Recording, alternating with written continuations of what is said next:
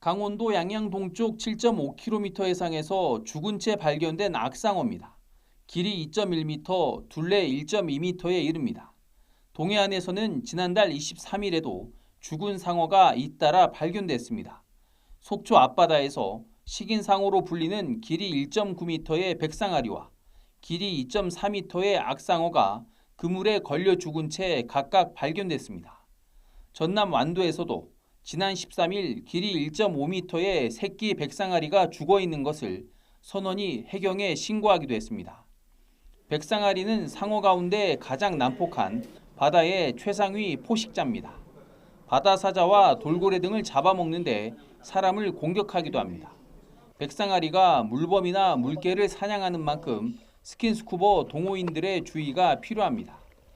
국내에선 해녀와 잠수부가 백상아리에 물려 6명이 숨지고 1명이 다쳤습니다.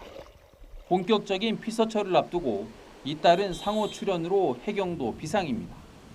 어업인과 레저 사업자에게 이 사실을 전파하고 안전에 대한 주의를 당부하였으며 파출소에서 연안안전 순찰을 강화하고 관광객들에게 안전에 대해 주의해 줄 것을 당부하고 있습니다. 전문가들은 지구온난화로 해수온이 상승하면서 국내 해역에 상어가 출몰하는 것으로 추정하고 있습니다. YTN 고지영입니다. 개장을 10여일 앞둔 양양 송전 해수욕장. 튜브에 탄 물놀이객 2명이 해변에서 250m 떨어진 바다까지 떠밀려 갑니다. 다행히 2사람은 해경에 무사히 구조됐습니다.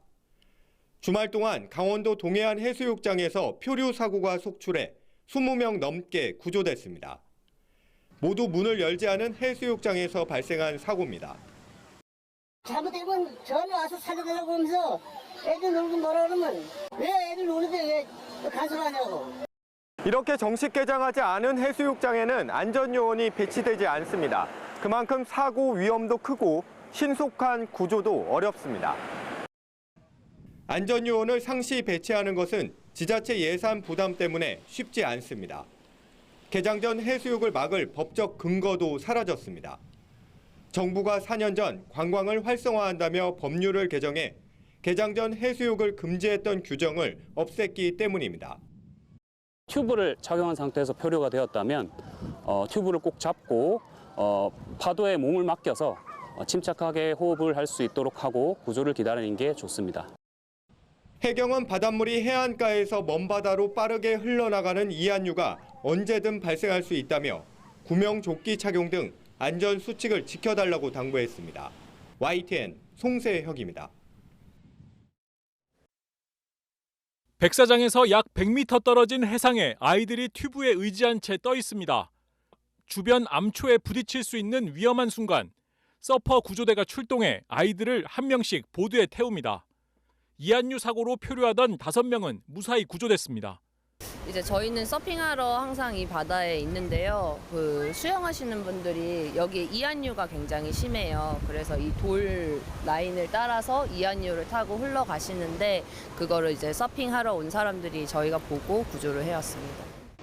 다음 날에도 같은 해수욕장에서 물놀이를 하던 2명이 이안류에 휩쓸렸다가 구조되기도 했습니다. 개장을 앞둔 해수욕장에서 최근 물놀이객들이 파도에 휩쓸려가는 이안류 사고가 끊이질 않고 있습니다.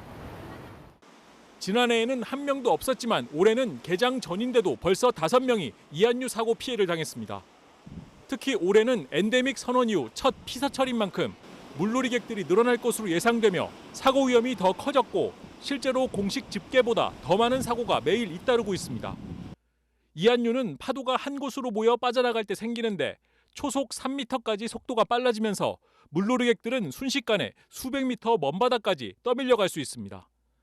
중문 해수욕장에는 이달부터 이안류 주의 예보가 내려졌고 해경에서도 해상 예찰을 강화하고 있습니다.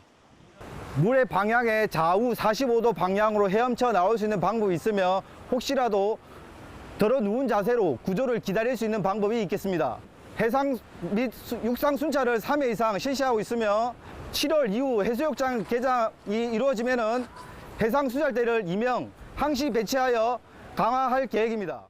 이안류 사고와 더불어 최근 제주항 인근 해역에는 강한 독성을 지닌 노무라입깃 해파리가 나타나는 것으로 확인된 가운데 협재 해수욕장에서 올해 첫 쏘임 사고도 발생하면서 물놀이 안전사고에 각별한 주의가 필요합니다.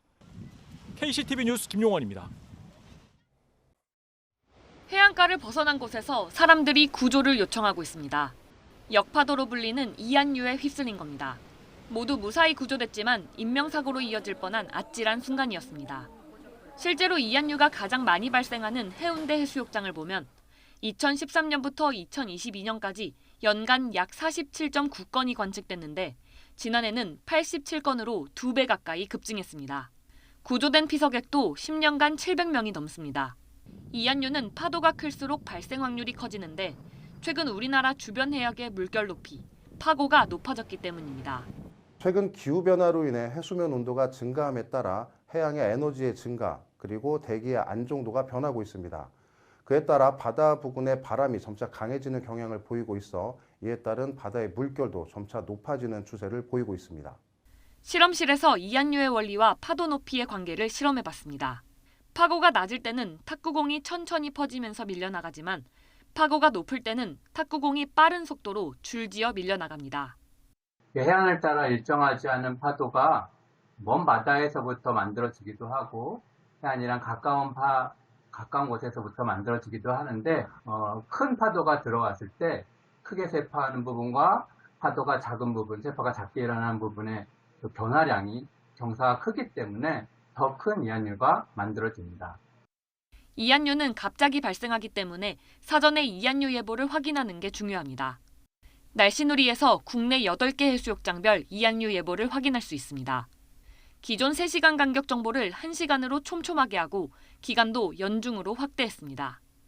이안류에 휩쓸리면 진행 방향의 45도 방향으로 헤엄쳐 벗어나야 합니다.